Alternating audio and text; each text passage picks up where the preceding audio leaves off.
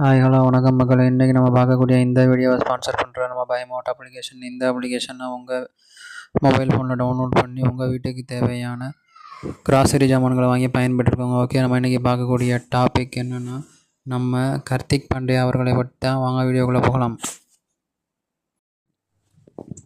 கார்த்திக் பாண்டியா என்பவர் இந்தியாவிற்காக பன்னாட்டு அரங்கில் மட்டைப்பந்து விளையாடும் விளையாட்டு வீரர் ஆவார். இவரது முழு பெயர் ஹர்திக் இமான்ஷு பாண்டியா. இவர் பந்து வீச்சு, மட்டை வீச்சு, தடுப்பு ஆகிய சகல துறையாராக அறியப்படுகிறார். இவர் இந்திய துடுப்பாட்ட அணிக்காக தேர்வு துடுப்பாட்டம், ஒருநாள் பன்னாட்டு துடுப்பாட்டம் மற்றும் பன்னாட்டு 20 ஓவர் ஆகிய 3 வடிவங்களிலும் விளையாடி வருகிறார். இவர் ஆரம்பகால வாழ்க்கை.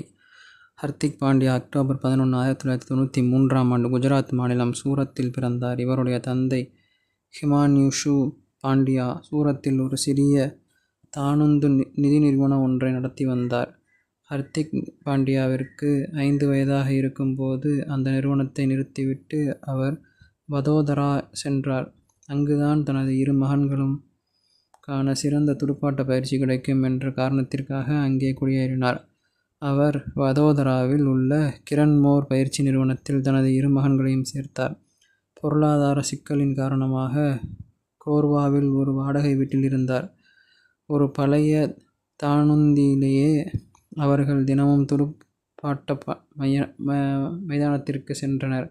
9ஆம் வகுப்பு வரை MK நடுநிலைப் பள்ளியில் பயின்றார். இவருடைய சகோதரர் இளையோர் அளவிலான மன்ற துடுப்பாட்ட போட்டிகளில் பலவற்றை ஹர்திக் பாண்டியா தனி ஆளாக வென்று கொடுத்தார் என கூறியுள்ளார்.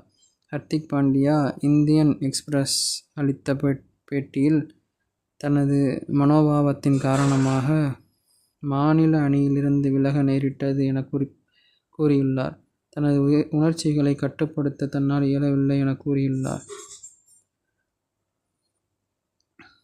இவர் ஒருநாள் பன்னாட்டு துடுப்பாட்டம் 2016ஆம் ஆண்டில் நியூசிலாந்து துடுப்பாட்ட அணி இந்தியாவில் சுற்றுப்பயணம் செய்து விளையாடியது. அக்டோபர் 16 தர்மசலா துடுப்பாட்ட அரங்கத்தில் நடைபெற்ற முதல் ஒருநாள் பன்னாட்டு துடுப்பாட்ட போட்டியில் இவர் அறிமுகமானார்.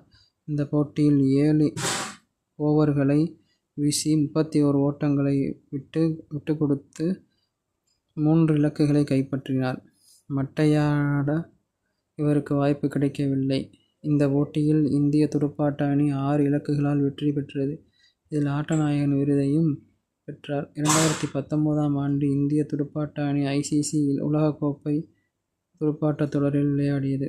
ஜூலை 9 மான்செஸ்டர் துடுப்பாட்ட அரங்கத்தில் நடைபெற்ற முதல் அரையிறுதிப் போட்டியில் நியூசிலாந்து துடுப்பாட்ட அணிக்கு எதிரான போட்டியில் இவர் விளையாடினார். இந்த போட்டியில் 10 ஓவர்கள் வீசி 55 ஓட்டங்களை விட்டு கொடுத்து 1 இலக்கினை கைப்பற்றினார். மட்டையாட்டத்தில் 66 பந்துகளை சந்தித்து 32 ஓட்டங்களை எடுத்து சாட்னர் பந்து வீச்சில் ஆட்டமிழந்தார். இந்த போட்டியில் நியூசிலாந்து துடுப்பாட்ட அணி 18 ஓட்டங்களால் வெற்றி பெற்றது.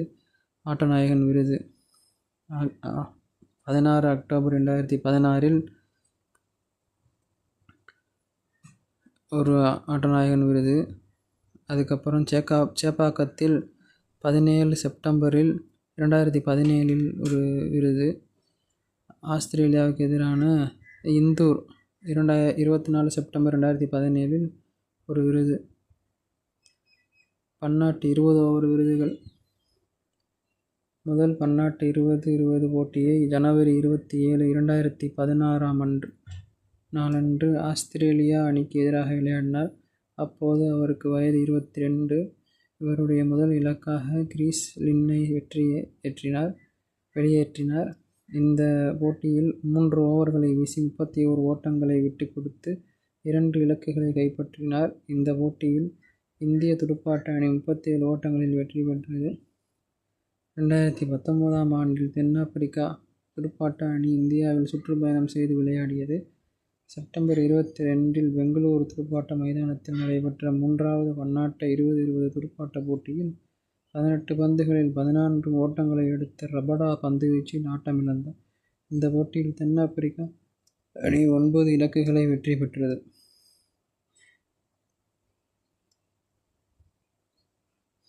இப்படியாக இவரது